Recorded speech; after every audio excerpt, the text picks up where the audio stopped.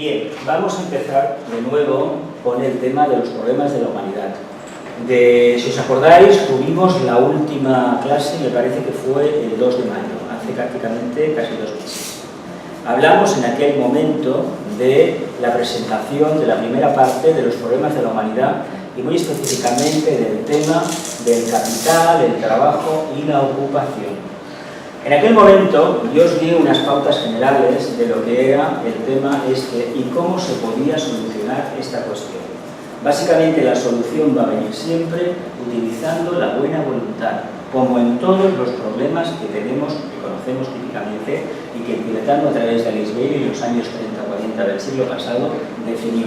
Y cualquier problema que existe en el planeta Tierra, que tiene la humanidad, es decir, la dificultad que tiene de interactuar con el medio, ya sea el medio humano, el medio vegetal, el medio mineral, etc., cualquier manifestación divina, la interrelación, cuando no es correcta, la única solución pasa por aplicar la buena voluntad, que es la etapa más externa, más densificada del amor, pero el amor con mayúsculas. No el amor del plexo, que ese amor, como sabéis muy bien, no nos interesa absolutamente para nada. Continuamos. En la anterior clase hicimos esto, dijimos el tema del capital, el trabajo, el salario, el equilibrio entre capital y trabajo, el desempleo, las causas del desempleo, los efectos del mismo, la sumisión de la clase obrera, el concepto de economía y el dinero como energía espiritual de tercer rayo concretizada. Muy poca gente en el mundo espiritual, hay que decirlo abiertamente, en el mundo esotérico teosófico, está dispuesta a reconocer que el dinero es una energía espiritual. Yo conozco a muchos supuestamente espiritualistas, lo voy a decir abiertamente así, que cuando se toca el tema del dinero prácticamente piensan que el dinero lo ha creado el diablo. El diablo es la dualidad humana. Es la conciencia humana cuando trabaja a niveles densificados, a niveles egoístas. Por lo tanto, el dinero no es malo, que quede claro. Es la actitud que uno tiene con el dinero. Y de ahí a decir que los bancos son unos ladrones, etcétera, etcétera, sabéis que es muy poco. Sin embargo, no olvidemos una cosa que se aprende muy pronto en el esoterismo. Si decimos que fulano de tal o una organización determinada actúa con móviles egoístas, preguntémonos primero con qué tipo de móviles actuamos nosotros. Porque seguramente que lo que hacen los banqueros es ni más ni menos que copiar, alimentarse de la energía negativa que reciben de la base, de los impositores que van a depositar allí su dinero, sus ahorros.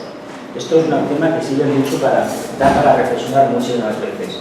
Os puse los clásicos ejemplos, la bolsa del dinero, el tema del equilibrio, el tema del precio, los servicios, los productos, y el clásico esquema de lo que es la venta. Y vemos aquí al gran capitalista y vemos un ejemplo muy importante del Lilliput los liliputenses, que sería la clase obrera, que cuando actúan de forma coordinada e inteligente consiguen sacar adelante sus proyectos. Y muchas veces, hay que decirlo, en detrimento de los intereses de la clase capitalista. Pero ¿qué sucede en los últimos años? Pues que todo esto está cambiando, y está cambiando a niveles alarmantes, vertiginosos. Tanto es así que ahora ya no se distingue dónde está la actitud capitalista y la actitud obrera, porque la clase obrera, sabéis que mantiene actitudes netamente capitalistas, mercantilistas, y todo aquello que parece criticar, en el fondo lo está asumiendo por lo propio. Como estamos en un río revuelto, no tenemos más remedio que discernir bastante y poder sacar adelante una idea nueva. Ahí os puse también una diapositiva, dice, estás trabajando para enriquecer a otros. Esto es el capitalismo. Sí, señor, es el capitalismo. Pero el capitalismo, hay que decir una cosa, también nos ha permitido tener cierto nivel de vida. Y nos ha permitido tener, por ejemplo, algo tan maravilloso como el tiempo libre. Hay gente que no valora el tiempo libre, que quiere trabajar todo el día. Yo comprendo que la gente que busca un trabajo quiere trabajar, trabajar y trabajar, pero los que hemos estado durante muchísimos años, casi 40 años, en un puesto de trabajo, aguantando situaciones de todo tipo, llega un momento que lo que necesitas es tiempo libre. ¿Pero para qué? No para tomarte una cerveza con los amigos, que está muy bien, sino para contactar con el alma. Y si no tenemos esa posibilidad, si no hay un sistema económico como el capitalismo, al que tanto criticamos, que nos facilita ese tiempo libre, ¿qué vamos a hacer como humanos? Y luego una cosa muy importante, que también dijimos en la anterior clase, el trabajo, como tal, como lo conocemos, nos permite ni más ni menos que desarrollar la conciencia. nos permite adquirir autoconciencia. ¿Cómo? Interactuando con los compañeros de trabajo. Os puse el ejemplo práctico de que en el siglo XVIII, cuando aparecen aquellas grandes organizaciones, aparece la máquina de vapor, aquellas fábricas textiles que eran jornadas de 18 horas, era una esclavitud clarísima. Pues bien, aquella gente que salía de los núcleos rurales y llegaba a unos nuevos núcleos urbanos, supuestamente, poco a poco empezó a adquirir una conciencia de clase, y si hoy, por ejemplo, a nivel mundial tenemos vacaciones y en el mundo occidental tenemos seguridad social, se lo debemos a aquellos idealistas del siglo XVIII y del XIX y del XX, especialmente del XIX, que lucharon por esos derechos. Curiosamente, esos derechos, como no se ha seguido luchando de los años 70 para acá por mantenerlos, nos encontramos que están en proceso de liquidación. Hay quien dice que la entrada del séptimo rayo de Urano conseguirá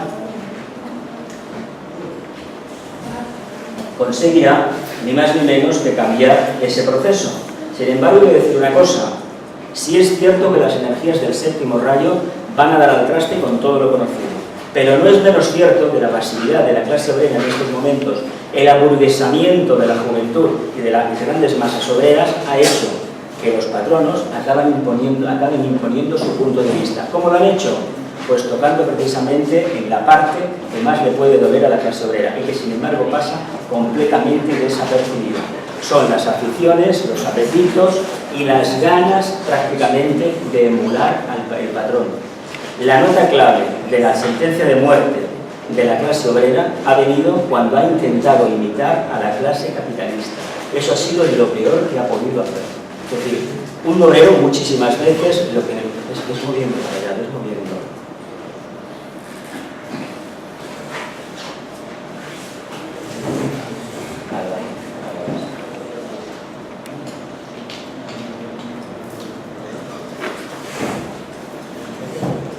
Un obrero, cuando intenta imitar al patrón que ha criticado previamente, lo que está asumiendo es un rol completamente equivocado. Hay unos valores que no están ligados ni mucho menos a la miseria material. Eso es absurdo, pero lo que no podemos caer es en la miseria moral. Lo que no podemos es caer en la trampa del consumo por sí mismo y creer que consumiendo, teniendo un gran coche, un yate y 40.000 historias que el capitalista tan denostado aparenta tener o tiene, creemos que así nos vamos a realizar como personas. Y eso es la sentencia de muerte del movimiento obrero. Y esa sentencia de muerte, según los entendidos, se empieza a ejecutar una vez acaba la Segunda Guerra Mundial. Sabéis que nosotros, el capitalismo que conocemos actualmente y que en este momento estamos pagando sus pésimas consecuencias, nace específicamente de decisiones tomadas por el Banco Mundial, el Fondo Monetario Internacional, la famosa reunión de Bretton Woods, hace ya en los años 50, se toman decisiones tan importantes como que para que la maquinaria funcione hay que estar engrasándola continuamente. ¿Cómo? Hacer que la clase obrera consuma, incluso cosas que no necesita absolutamente para nada. ¿Qué genera esto? Pues genera una dependencia total del mundo del apego, del mundo del deseo, hasta el extremo que acaba anulando la personalidad de todos los consumidores de la tierra. ¿No habéis visto la imagen típica de las famosas rebajas? ¿Alguien sabe qué se esconde detrás de las rebajas? ¿Alguien sabe, por ejemplo, que hay empresas que trabajan exclusivamente para las rebajas de los grandes almacenes? Que posiblemente algunos de nosotros hayamos trabajado alguna vez para una empresa de estas que fabrica telas o hace cosas supuestamente de saldo y es mentira, es de calidad inferior, pero para que los grandes almacenes, las grandes cadenas de distribución, cuando llegan las rebajas, contentan a aquella parte del sector de consumo, de los consumidores, que no puede comprar lo primero, pero sin embargo va a comprar un producto de imitación a un precio inferior. Le van a decir que es el mismo producto. Se sabe que más del 50% de lo que se vende en esos premios es falso. Son productos de imitación. Y eso lo sabe gente que, por ejemplo, tiene un poder adquisitivo elevado y puede permitirse comprar grandes marcas de ropa, de zapatos, etcétera, etcétera. Y cuando llegan las rebajas ha podido comprobar la calidad de esos productos que venden a otros a mitad de precio. No tienen comparación. No tienen comparación. ¿Pero por qué hacemos esto? Porque nos interesa como seres humanos satisfacer el deseo, el anhelo de consumo, ni más ni menos, no es por otra razón. Lo importante es que tengamos en cuenta una cosa, ¿Qué sucede cuando compramos un producto, por ejemplo, cuando actuamos como consumidores? Nos creemos importantes, ¿no? ¿No habéis visto a la gente lo feliz que sale de las tiendas del Paseo de Gracia de lujo con esas bolsas que no viene nada? Una bolsa grandísima y un par de calcetines que valen 100 euros, esas tiendas del Paseo de Gracia. La cara de satisfacción que tienen. ¿Sabéis lo que quiere decir eso? Nos están diciendo a los demás, a los que no caemos en ese juego, yo soy diferente, yo soy superior. Es mentira. Esos son valores materiales. Lo que nos interesa a nosotros, a los que hemos vivido toda la vida de un salario, es cultivar los valores espirituales, los valores morales. Y el capitalismo ahí no tiene nada que hacer, absolutamente nada que hacer. Sin embargo, hemos llegado a prostituir hasta el mundo de la espiritualidad con los términos capitalistas, mercantilistas. ¿Cuántas reuniones se hacen como estas cobrando, verdad? ¿Cuánta gente que se ha apostado por la supuesta espiritualidad, entre comillas, por el supuesto esoterismo, pasando la tarjeta Visa por delante, supuestamente para cubrir gastos? Y sabéis muy bien que hay mucho supuesto iluminado que cobra 200, 300 euros por una imposición de manos. Claro, uno se cura por ese precio, se cura uno, porque se lo cree. Se lo cree. Y como se lo cree, tira adelante. Pero ¿eso qué es? La prostitución nada más. Nos estamos prostituyendo. Los valores morales los hemos mezclado con los valores capitalistas. Y el capitalismo puede ser espiritual en la medida en que tenga un respeto por el medio ambiente. Cuidado, que el medio ambiente no son los 4 arbolitos que circulan por ahí, que tanto nos gustan, ni los parques. Somos todo lo que vive y manifiesta su conciencia en el planeta Tierra. El capitalismo de momento tiene una visión global, pero mezquina, egoísta. Quiere exprimir todo como un limón. Y cuando lo ha exprimido como un limón, coge y lo tira. Si tenéis alguna duda de esto, ¿qué le ha pasado a más de un cantante, a más de un actor, famosas estrellas del rock, cuando la productora musical les exprimió hasta la última gota a la basura? Aquí conocéis historias y algunas han acabado dramáticamente. Pues eso es un ejemplo de lo que sucede en la cresta de la ola. Pues imaginaos la frustración que hay abajo de gente que quiere evitar ese ejemplo. Fijaos qué espejismo tan grande. Aquí estamos otra vez con la misma definición, las mismas preguntas. ¿Qué es el capital? ¿Qué es el trabajo? La ocupación. Tenemos respuestas en preguntas, sí, pero resultan todas muy complejas. Toda la información que teníamos hasta hace prácticamente un par de décadas o 3 está muy bien, pero hay que dejarla en el cajón. Hoy el mundo es de otra manera. Hoy estamos en un mundo global.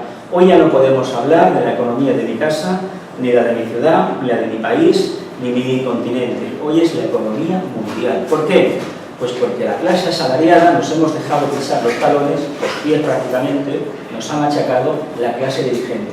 Clase política dirigente que está estrechamente ligada, ni más ni menos, que al mundo capitalista. Hoy el dinero más que nunca, como aquella famosa película, aquella famosa canción, el dinero mueve el mundo. ¿Por qué? Pero el dinero con finalidades egoístas. Y vuelvo a insistir, no es problema del dinero, es la actitud mezquina que mantenemos con él. Y si no, haceros una pregunta muy curiosa.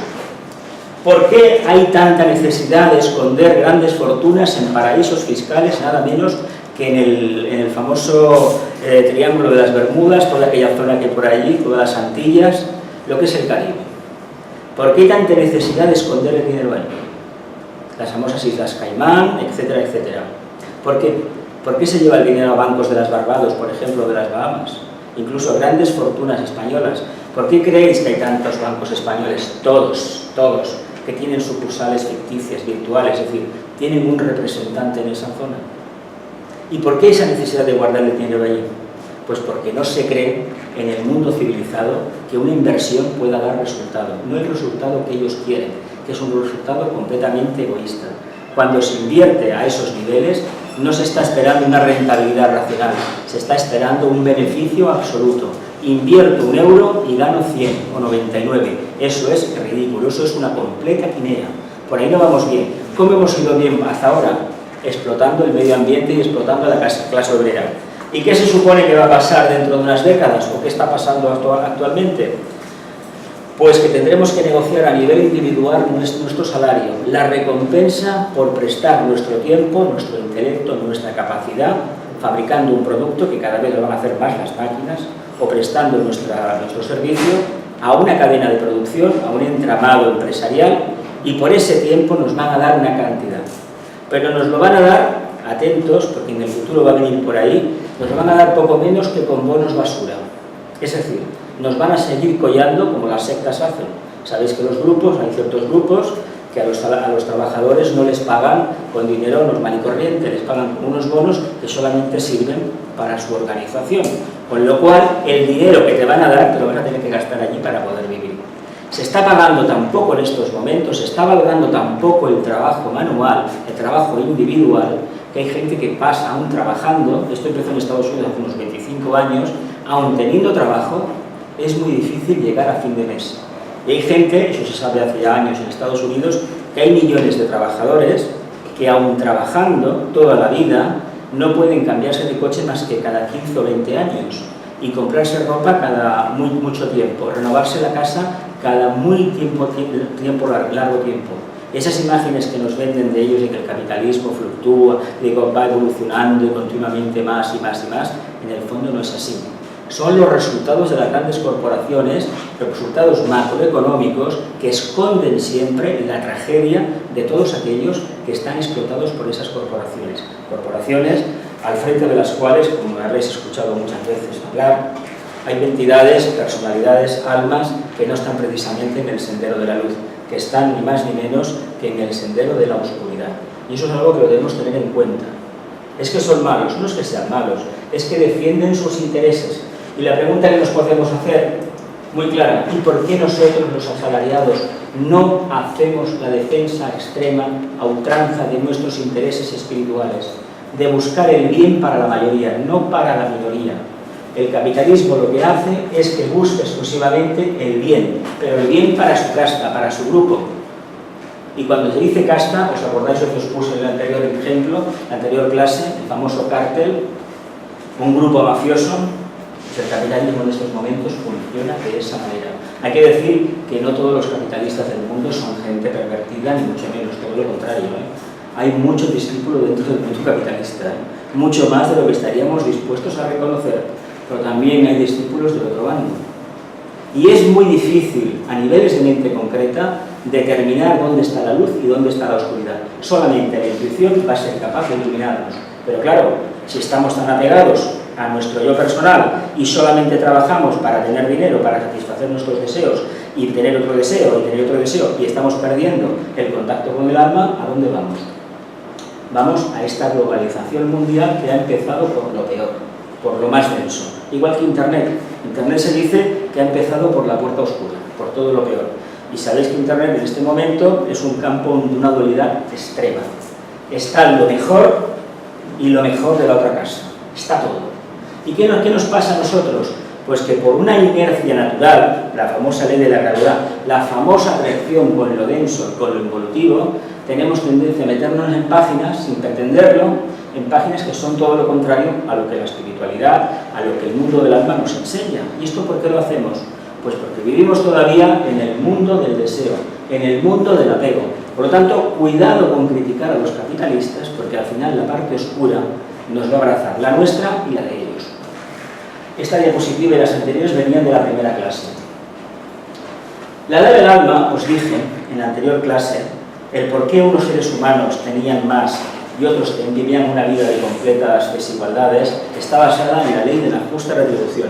Para entender el capitalismo y que el trabajo, la ocupación, el salario, las condiciones laborales, etcétera, etcétera, y todo lo que se manifiesta en el planeta Tierra, no hay más remedio que estudiar un poco de teosofía, un poco de esoterismo, filosofía esotérica, y tener en cuenta lo siguiente: si no conocemos la genealogía del hombre, no conocemos la constitución septenaria del hombre, y no tenemos un poco de vislumbre espiritual, teosófico o espiritual, va a ser muy difícil que entendamos la actual situación, porque es una auténtica injusticia que haya seres desde la perspectiva materialista, de esos que niegan la posibilidad de la reencarnación y la existencia de Dios, la trascendencia humana, etcétera, etcétera. Es una completa injusticia que haya gente que esté poco menos que un estercolero y otros que vivan en la más extensa de las opulencias. Aquí es una injusticia. Desde el punto de vista material, sí; desde el punto de vista espiritual, no. Es la recompensa a un estado de conciencia. Pero cuidado con estos espejismos de hacernos ver que estos que tienen tanto dinero y lo derrochan es porque Dios se lo ha dado. El karma, la ley de la justa retribución, repito, les ha dado tener posibilidades materiales, pero hay del uso que tú hagas. ¿Por qué creéis que hay tanta gente que tiene dinero y se dedica, tanta, porque hay mucha, que tiene posibles y se dedica a hacer obras de caridad? Para neutralizar el karma. Porque tener un dinero y trabajar con él de forma egoísta recibe un karma increíble. ¿Cómo lo vamos a comprobar? En la siguiente encarnación. Pero cuidado, la trampa radica en que nos hacen un formateo del disco duro y cuando volvemos no nos acordamos. El alma sí que se acuerda, pero la personalidad no. Y hasta que podemos llegar a esa conclusión pueden pasar años y años y años, incluso puede ser que ni en toda la encarnación nos demos cuenta de eso. Entendamos una cosa, no por dar limosna, no por ser más equitativos, más caritativos con el tema del dinero, vamos a neutralizar la influencia del karma, ni mucho menos. Eso hemos venido a cumplirlo y si no lo hacemos, no nos preocupemos en absoluto porque en la siguiente encarnación tendremos una nueva oportunidad. Pero entonces no nos quejemos de nuestras circunstancias personales. Entendamos lo siguiente. Hemos venido a este planeta a evolucionar, ¿verdad? Somos hijos de este planeta. Lo hemos descubierto seguramente algunos más, otros menos, otros ni se lo plantean, pero tengamos en cuenta lo siguiente. Si nos hemos identificado con la evolución de este planeta, ¿no os parece que nuestro compromiso está mucho más allá de nuestra propia individualidad? Cuando, por ejemplo, en el mundo laboral, en el clásico ejemplo de la fábrica, hay una huelga y en esa huelga se apuesta decididamente por aumentar el salario, sin tener en cuenta para nada la condición financiera de la empresa, la posible descapitalización, ya sea debido a mala gestión o a que el producto que fabrican ya no es competitivo, es decir, los costes pues superan con creces al precio que se puede poner para que el mercado lo acepte. ¿Qué creéis que sucede? La tendencia natural, y tenemos muchísimos ejemplos a nuestro alrededor, de grandes empresas, grandes marcas de aquí de Cataluña, de España, de todo el mundo, que sus asalariados decían, no, es que estos nos están engañando, nos están robando. ¿Qué ha pasado al final con esta gente? Sabéis que ha habido grandes marcas que han caído, o han caído en manos de estos fondos de inversiones de estos reptiles que acaban fagocitándolo todo. ¿Y qué condiciones de trabajo han impuesto después a los trabajadores? Draconianas. Esto viene a cuento a una cosa que vamos a leer después atribuida al maestro tibetano, que habla de que el mundo salariado, el mundo de los sindicatos, por ejemplo, de las organizaciones sindicales, está copiando el modelo que tanto critica y actuando exactamente igual. Y si no, sabemos de sindicatos españoles que han hecho ERES. Hemos visto manifestaciones en Barcelona de trabajadores de un sindicato, del otro, y del otro, y del otro, quejándose contra la empresa, que es el sindicato, que resulta que ha hecho lo mismo que tanto critica. Fijaos cómo actúa la parte oscura. Fijaos cómo actúa la parte oscura. En la anterior sesión del pasado 2 de mayo hablamos de que solamente una conciencia libre, limpia y libre de prejuicios a la hora de encarar el problema del trabajo, el capital y la ocupación. Es lo que os he contado antes de la buena voluntad. Si no tenemos esta capacidad, este tema es un tema muy, muy, muy espinoso. Tan espinoso que podemos estar hablando y hablando y hablando, pero tengamos en cuenta una cosa. Cuando la parte asalariada habla del problema, debe tener en cuenta lo siguiente. El capital, el dueño del capital, de los medios de producción, no es la clase obrera. Y lo que no podemos hacer es repartir café para todos, porque eso es una verdadera injusticia. No le podemos poner en las manos de una persona poco evolucionada unos medios económicos que lo más probable es que solamente sirvan para satisfacer sus bajas pasiones. Y si no, tenemos alguna duda, acordémonos este caso de Andalucía, de los famosos ERES, el famoso sindicato que todos conocemos, y lo que cierto señor que trabajaba ahí se gastó centenares de miles de euros en una sustancia que le daba vitalidad. Ya lo sabemos el nombre, lo que hizo, ¿no? Fijaos a dónde llega la parte oscura de nuevo. Vamos a continuar con esas reflexiones, profundizando un poco más en la idea de que el mundo del trabajo organizado permite a la conciencia humana, al ser humano, adquirir autoconciencia. ¿Cuántos de los que estamos aquí lo hemos podido comprobar eso? Que en el mundo del trabajo resulta que aprendemos a convivir, crecemos a nivel de persona, psicológicamente y también espiritualmente, y básicamente el mundo del trabajo sirve para que la ley del karma se cumpla. Antes, cuando la gente estaba en la familia, eran familias nucleares, estábamos viviendo en sitios aislados, todo sucedía allí. Pero ahora el karma no se vive tanto en el mundo de la familia como en el mundo del trabajo. Sobre todo en aquellos trabajos que duraban, entre otras cosas, 30, 40, 20 o 50 años. Toda la vida conviviendo con la misma gente. Decimos, caramba, ¿pero por qué? Pues porque en vidas pasadas tuvimos una relación directa con aquellos compañeros o compañeras de trabajo. Sin embargo, eso no lo recordamos.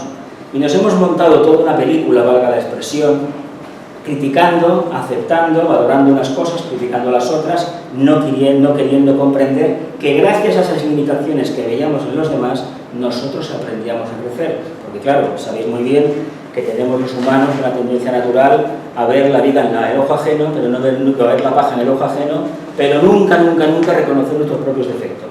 ¿Por qué? Porque no tenemos la capacidad de desplazarnos y actuar como observadores. Como tenemos la conciencia focalizada en el plexo, no la tenemos aquí arriba, no podemos mirar con una cámara estereoscópica que nos pueda ver por delante, a los lados y por detrás, cómo realmente somos.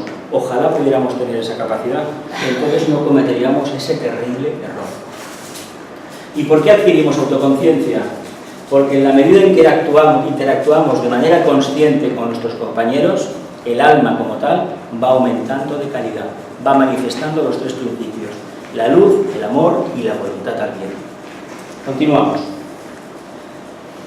Nuevamente, grandes dosis de buena voluntad para poder llegar a acuerdos, simbolizado por las dos manos, las juntas, y aplicar la buena voluntad como única alternativa al caos imperante. Si tenemos alguna duda de cómo funciona la buena voluntad, acordémonos de lo que es Naciones Unidas, su agencia especializada para el mundo del trabajo, la Organización Internacional del Trabajo, lo que son los sindicatos de las patronales, porque es exactamente lo mismo. Lo que pasa es que a las patronales se les llama asociaciones de empresarios y a los trabajadores sindicatos. Pero en realidad es lo mismo, es una asociación que defiende sus propios intereses. Lo que pasa que el mundo capitalista no necesita eso, por lo menos los grandes, porque ya tienen recursos propios. Pero saben una cosa muy importante, que si no se juntan, no actúan como un lobby de presión, como un grupo de presión, no conseguirán sus objetivos. Lo que sucede también es que los grandes grupos de los lobbies estos empresariales consiguen que los gobiernos hagan aquello que ellos desean. Esto es en todo el mundo. En todo el mundo. Yo os invito a que os leáis la prensa cada día, los titulares nada más de las noticias económicas, y vais a ver, por ejemplo, como una gran multinacional francesa que fabrica ferrocarriles ha caído en manos de una multinacional norteamericana, a la que tanto criticaban en el pasado. Cuidado, ¿eh? A la que tanto criticaban, pero al final tanto criticar y te cogen. Y eso es inexorable. ¿Por qué? Pues porque aquellos actúan de otra manera y sobre todo porque tienen mucho dinero. Y como tienen mucho dinero, nos van a enjugar la deuda por completo que tenemos, pero ahora bien, el precio que hay que pagar, por eso es terrible. La clase que queda asalariada va a trabajar más horas por la mitad de sueldo y van a estar hoy vienes, mañana no vienes. Así funciona. Vivir el presente, no hay otro.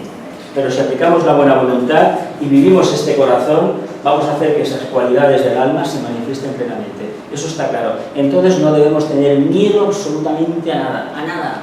El problema del ser humano es que tiene todavía demasiado miedo. El día que perdamos el miedo, el capital como tal desaparece. Pero para eso me parece que todavía faltan unos cuantos millones de años. Me parece. No obstante, se insiste hasta la saciedad en la necesidad de ser competitivos. El capitalismo se distingue por incentivar a todos sus asalariados, a todos nosotros, es decirnos, has de ser productivo, has de ser más productivo que tu compañero, has de ser más útil a la empresa. El día que la empresa no te necesite, te va a mandar a la calle como a todo el mundo. Pero mientras tanto, tú debes ser completamente competitivo. ¿Qué creéis que hay detrás de esto? ¿Solamente el anhelo egoísta de exprimirte como un limón? ¿O del burro dar vueltas a la noria y venga, vueltas, sácame agua, prodúceme más? ¿O hay otro anhelo? ¿Qué hay detrás? Reflexionemos un poco.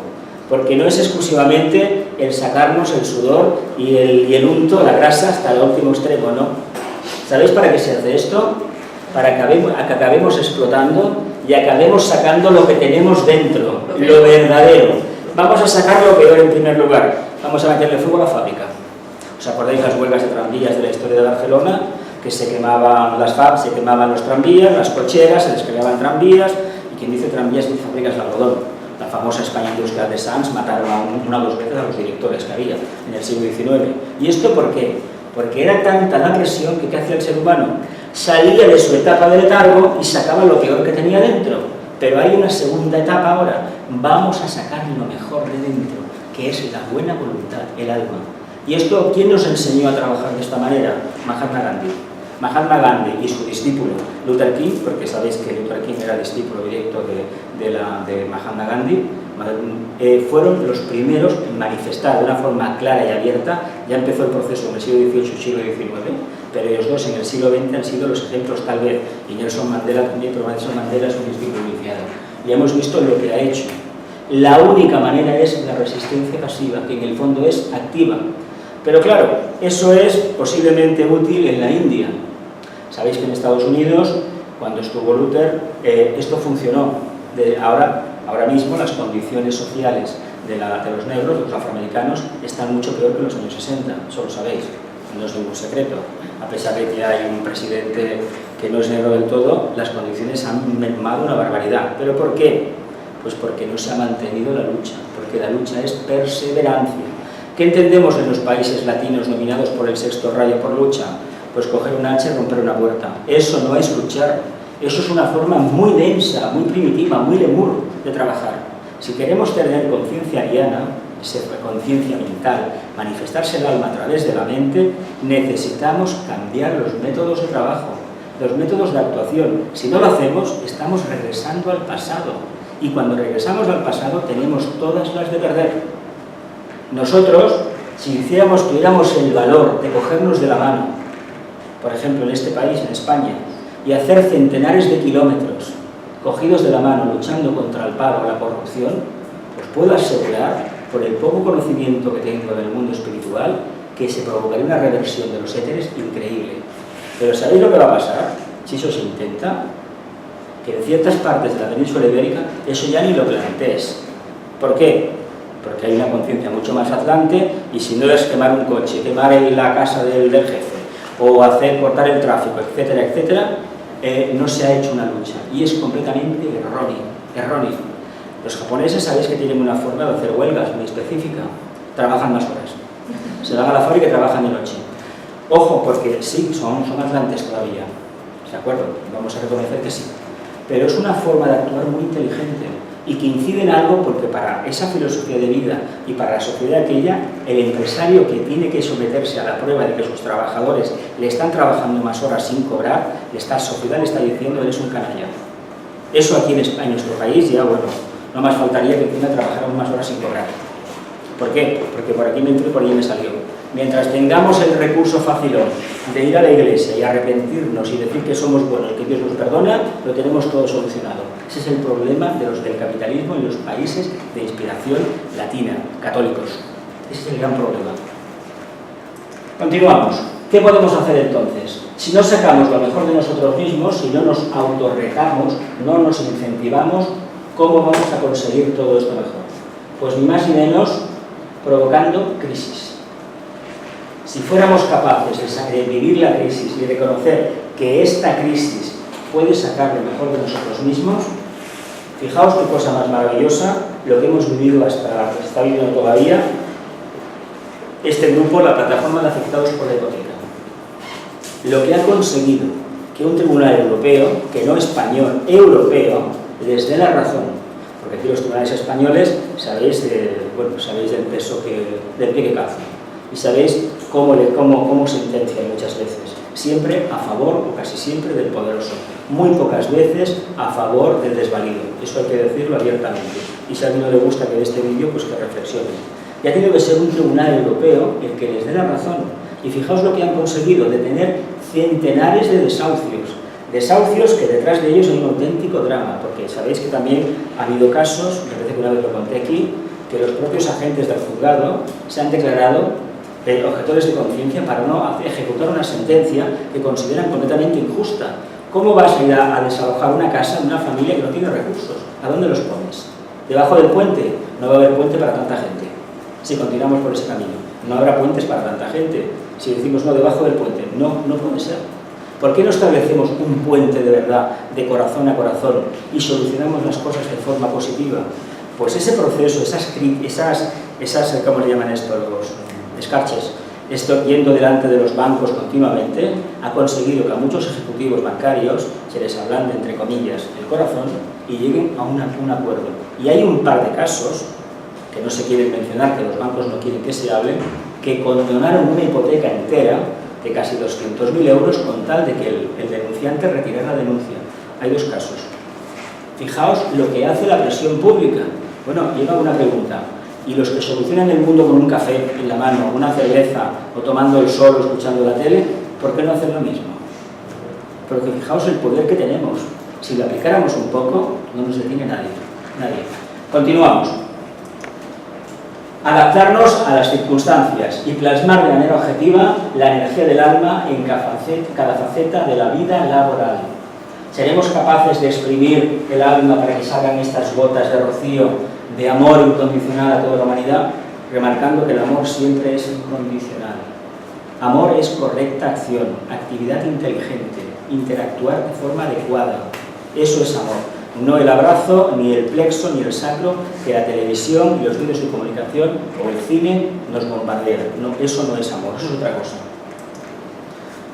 No hay forma más eficaz de luchar que aplicar la buena voluntad. Parece contradictorio que en el mundo capitalista la expresión máxima del deseo y del apego, el capitalismo, se pueda aplicar este tipo de energía para solucionar todos los problemas que el capitalismo va generando. Pues desde aquí os digo abiertamente que no hay otra alternativa. ¿Que no le queremos llamar buena voluntad? Bueno, le vamos a llamar punto de encuentro. Le vamos a llamar acercamiento a una nueva realidad sociopolítico, económica, oral, etcétera, etcétera. Me da igual el nombre. Vamos a llamarle, si queréis, perspectivas del capitalismo del siglo XXI sobre la base de los derechos sociales, del equilibrio medioambiental. Me da igual, si el nombre no importa, si es lo mismo, es buena voluntad.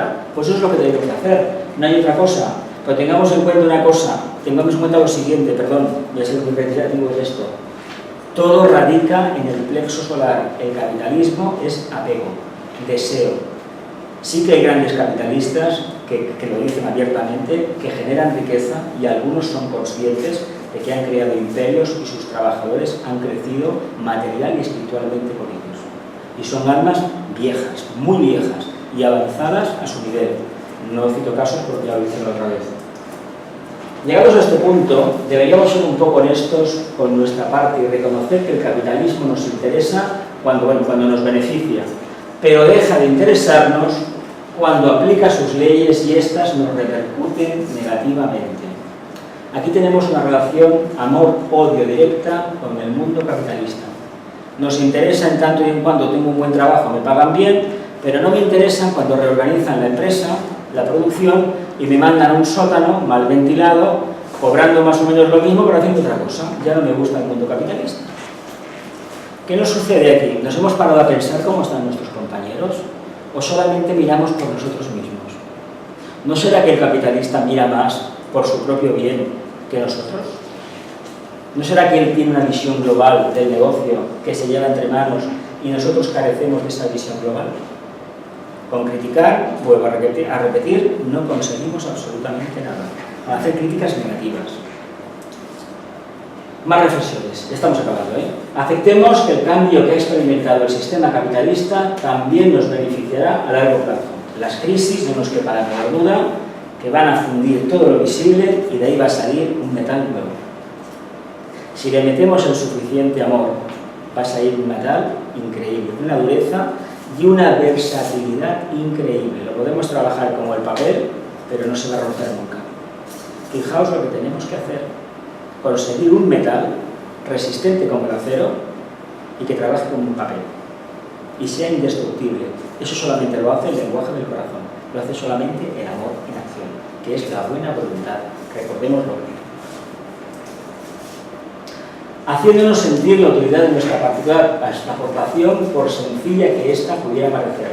Recordando algo muy trascendental: el salario no lo es todo en el mundo laboral. ¿Cuántos de nosotros no hemos trabajado por cuánto pagan? ¿Cuántos de nosotros vamos a comprar cuánto vale? ¿Nos hemos preguntado alguna vez lo que hay detrás de un precio? ¿Nos hemos preguntado alguna vez qué aportamos nosotros a la empresa? ¿Qué producimos? ¿Qué fabricamos? ¿Qué servicio prestamos? ¿Que contablemente nos dé el salario? la mayoría de los puestos de trabajo de una organización no cubren el salario que se les da. Eso lo sabéis, ¿no? No funciona así. Tal vez en un principio funcionaría, hoy en día es muy difícil cuantificarlo de esa manera. Si a una teleoperadora, a un vendedor ambulante le tuvieran que pagar por eso, solamente a comisión de lo que vende, ¿qué creéis que viviría? ¿Cómo creéis que viviría? Si por cada llamada que te hacen te dan unos céntimos, ¿cuántas tienes que hacer al cabo del día para que te den 600 euros? Teniendo en cuenta que la mayoría de llamadas van a decir, mire, váyase usted a otro sitio. Y si es de cierta compañía con nombre de música negra, ya no os cuento nada más. Ya no os digo nada más, abiertamente. ¿Qué creéis que sucedería? Preguntémonoslo alguna vez, porque es muy interesante la conclusión, no nos va a gustar en absoluto. Pero el salario, repito, no lo es todo, eso es un espejismo. Hay que valorar otras cosas, el ambiente, la comodidad, el horario, la relación con la familia, la distancia, eso hay que tenerlo muy en cuenta, no el salario. A veces el salario es una verdadera cárcel para el humano. Bien, las conclusiones de siempre. La sociedad es la culpable de todo. Falso. Consumo, luego existo. Eso para los grandes almacenes, bien. El trabajo dignifica al hombre. Bien, esto lo dijeron los nazis en el campo de Auschwitz, ¿no? El trabajo os hará libres, ¿no? Sabéis que era el frontal del campo de concentración, era eso. Tiene muchas interpretaciones, ellos sabrán por qué lo pusieron. Los ricos somos los egoístas y los pobres unos desagradecidos. Falso igualmente. No tengo buenas oportunidades. ¿Cuántos de nosotros no hemos escuchado o no hemos dicho alguna vez en nuestra vida que las cosas no nos van bien porque no hemos tenido la verdadera oportunidad? Y el problema ha sido que la verdadera oportunidad la hemos tenido siempre. Lo que pasa es que la que era no nos gustó porque creíamos ser merecedores de una mucho mejor y mejor recompensada económicamente. Y no nos dimos cuenta que había algo en nosotros que eso no lo permitía. Nadie se hizo rico trabajando para otro. Bueno, dicen que trabajando para otro, pocos han conseguido la riqueza, al menos en los países latinos, para otro. Dicen, ¿no? Los que entienden el tema. Ahora bien, tampoco es cierto. Tenemos a ese señor español, que es de los más, empezó haciendo camisas, eso los hacía su mujer, las vendía él, y tiene la fortuna que tiene. ¿Sabéis? Sí, pero no trabajaba para otro, trabajaba para sí mismo. Empezó vendiéndolas por su cuenta hasta que creó su tienda y su propia red de distribución. Sí. Mi fortuna por la gracia de Dios, muy propio de los metodistas, muy propio de los luteranos, de los cristianos luteranos, que Dios me ha agraciado porque tengo mucho dinero y muy también en la línea de ciertos capitalistas hinduistas que consideran que tienen una gran fortuna pues porque el Dios tal les ha dado la gracia. Y al que no tiene nada tiene que decir respecto. Complicado, ¿verdad? Hay pobres en el mundo porque los ricos lo acaparan todo. Falso igualmente. No es cierto eso. No es cierto. Soy pobre porque Dios me ha castigado. Bueno, es una interpretación muy negativa de la ley del karma. ¿Continuamos? Estas tres aportaciones son de Descartes. Esto es muy interesante porque fue escrito en los años 30. Ahí he reducido unas expresiones que son de los años 30, aunque ya no se llevan. Por ejemplo, sería de valor agregar que además del pensamiento egoísta y los móviles separatistas que caracterizan al sistema capitalista, existen también los comerciantes como pequeños empresarios que explotan a sus empleados y engañan a sus clientes. Tenemos que luchar contra el espíritu universal egoísta y el ansia de poder. La guerra, se refiere a la Segunda Guerra Mundial, ha sido una depuración, ha abierto los ojos a los hombres en todas partes y les ha hecho ver la causa que subyace en la guerra, el malestar económico resultante de la explotación de los recursos del planeta por un grupo internacional de hombres egoístas y ambiciosos. Pero hoy tenemos la oportunidad de cambiar las cosas. Veamos ahora el grupo opuesto, el trabajo. Bien, el malestar económico, esta idea de que el malestar económico generaba las guerras, esto es del señor Carlos Marx, ¿sabéis? Este era el iluminado del siglo XIX, esta gran mente, que diseñó un sistema pues, para solucionar los problemas de la clase obrera. Lo que pasa es que aquel sistema era naporiano, es naporiano, y la conciencia humana está en la etapa de Piscis. Y para que se pueda aplicar el manifiesto comunista, quitándonos de lado todo lo que entendemos por comunismo en esta idea, en este momento, sino retrotrayéndonos a lo que Platón dijo, esa verdadera sociedad fraternal, de todo en común, necesitamos recorrer todavía miles y miles y miles de años. Se quedará, cuando el Manu haga la limpieza del planeta, cuando tenga que ser, quedará un grupo reducido de almas, seguramente una cuarta parte o una tercera parte de lo que tenemos actualmente en evolución, y tal vez con esas almas se pueda llegar a implantar un tipo de sociedad de ese tipo. Pero la mayoría de ese momento tendrá una segunda o una tercera iniciación. Por lo tanto, ya no va a haber un espacio para hablar en términos de igualdad, de bien y mal, de rico o pobre, porque eso ya no existirá. Estará trascendido. Fijaos lo que nos queda todavía por avanzar. Vamos a ver sobre la clase obrera.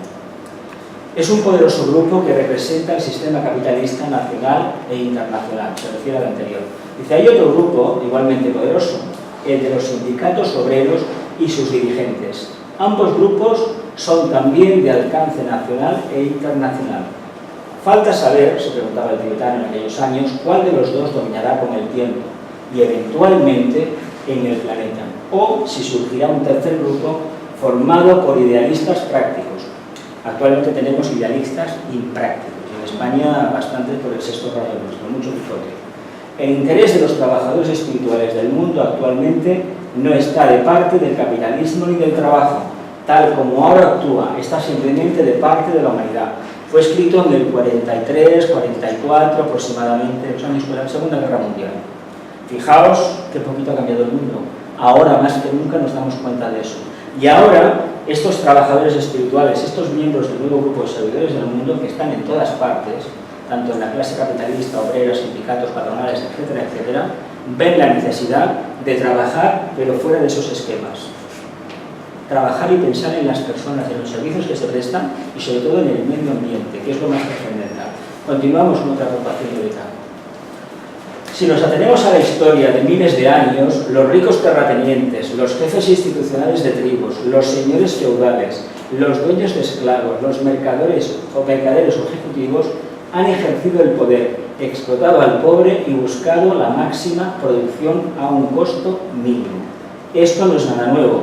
En la Edad Media, los trabajadores explotados, los artífices hábiles y los constructores de catedrales empezaron a formar gremios y logias para protegerse mutuamente, de viene el nombre de masón, albañil, masonería, discutir entre sí y lograr la más perfecta artesanía. Estos grupos aumentaron su poder en el transcurso de los siglos, pero aún es deplorable la situación del hombre, de la mujer y del niño que trabaja.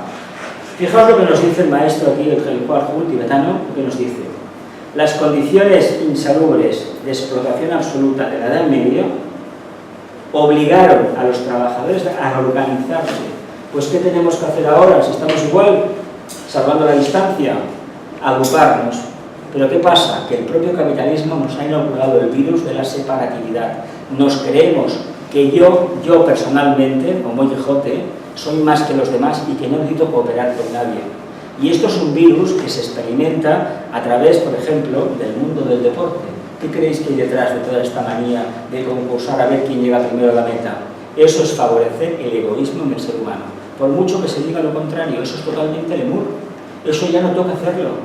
Habría que competir en todo caso a ver quién es más espiritual, quién hace más por los demás. Ojalá lo pudiéramos plantear así. Y no quién corre más, quién gana una medalla, quién mete más goles en un mundial, escondiendo la miseria que, por ejemplo, en el país que organiza el mundial en estos momentos hay. Porque aquello es para verlo lo que hay, no para que te lo vean, es para estar en las calles de esa ciudad y verlo. Continuamos. Aclaración, ya estamos acabando, ¿eh? El problema del capital y el trabajo debe resolverse definitivamente. No todo el problema recae en la parte del capital. El mundo del trabajo debería participar más activamente en la fase productiva. ¿Creéis que sería necesario que nuestros empresarios, nuestros jefes, nos consultaran sobre los planes de la empresa? Ojalá fuera eso. Eso lo lograron los sindicatos nórdicos, la socialdemocracia, en aquellos años dorados 60 y 70. Después el capitalismo actuó de otra manera. ¿Pero creéis que en un país latino eso sería útil? Estaríamos creando sindicalistas que están haciendo exactamente que lo que critican. Están en un despacho sentados, rascándose la barriga. Cuidado. Continuamos. Reflexionemos, más reflexiones, capital, meditemos esta composición, la lucha del capital, abajo las manos extendidas, los acuerdos. Si no tenemos un gran corazón, como que no toca. Mapa de los países del mundo. Os lo puse en la primera clase y os lo seguiré poniendo siempre hasta que acabemos todos los problemas. Este mapa no supone ni plantea ningún problema. El problema es nuestro, que nos hemos mirado las fronteras nada más. No hemos mirado la globalidad. Esto representa la esfera, lo que pasa es que la esfera hay que abrirla para poderla ver toda.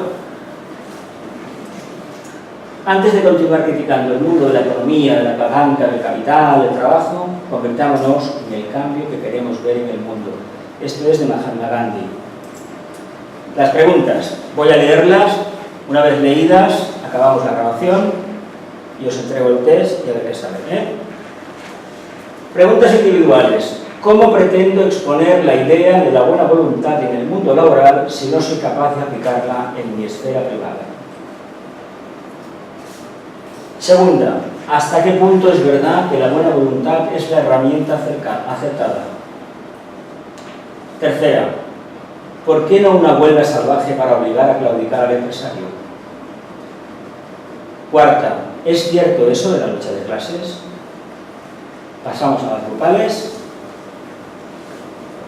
¿Qué ideas o voluntades faltan en la parte empresarial para solucionar los problemas con el mundo del trabajo? Segunda, ¿pero la solución a estos problemas debe venir de los demás? Tercera, ¿cuándo aparecerán un empresario altruista y al mismo tiempo competitivo? Cuarta, a lo mejor no se trata de ese aspecto y la parte asalariada debe comprender otros factores. Continuamos. Recuerdo la frase famosa de Pablo de Tarso, que él decía: la verdad os hará libres. Yo digo, la verdad nos hará libres, pero la creencia o fe ciega, toda la vida ignorantes. Y preferimos creer a conocer.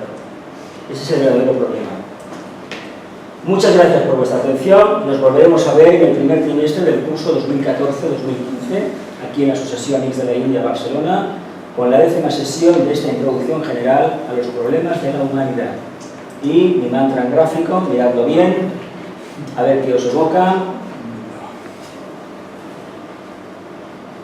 Jesús, quiero hacer una pregunta. ¿Hay algo escrito del maestro tibetano sobre el capitalismo que tenga que desaparecer o que tenga que continuar? Los problemas de la humanidad pone algo, pero es transformarse a base de amor, nada más. ¿Pero tendrá que desaparecer con el tiempo o no? Como toda la civilización occidental, desaparecerá por completo. Es un sistema que tiene que desaparecer. A ver, no sé, es injusto, es inhumano. Sin embargo, nos lo ha dado todo, cuidado. Ya. Porque agradezcámosles al capitalismo que tenemos tiempo para venir amigos de la India, por ejemplo. Y eso es algo que cuesta mucho. Yo estoy seguro que si hacemos una encuesta, el 99% de la clase obrera lo negaría por completo. En un principio se daba tiempo libre para ir a la iglesia. Acordémonos de esto. La Revolución Francesa acabó con esto. La señora Blavatsky en el siglo XIX, pese a quien le pese, consiguió que este tipo de reuniones no estuviera supervisada por la Iglesia Católica, las iglesias cristianas. Quien dice iglesia, dice un islam, dice judaísmo, hinduismo y todo lo que sea. Porque hasta que no llega ella en el siglo XIX, con su energía, con el propósito de Shambhala que traía, donde fundó la Sociedad Teosófica, abrió los seteres para que este tipo de reuniones en todo el mundo se pudieran hacer para hablar de estos temas, porque esto antes era prerrogativa exclusiva de las iglesias.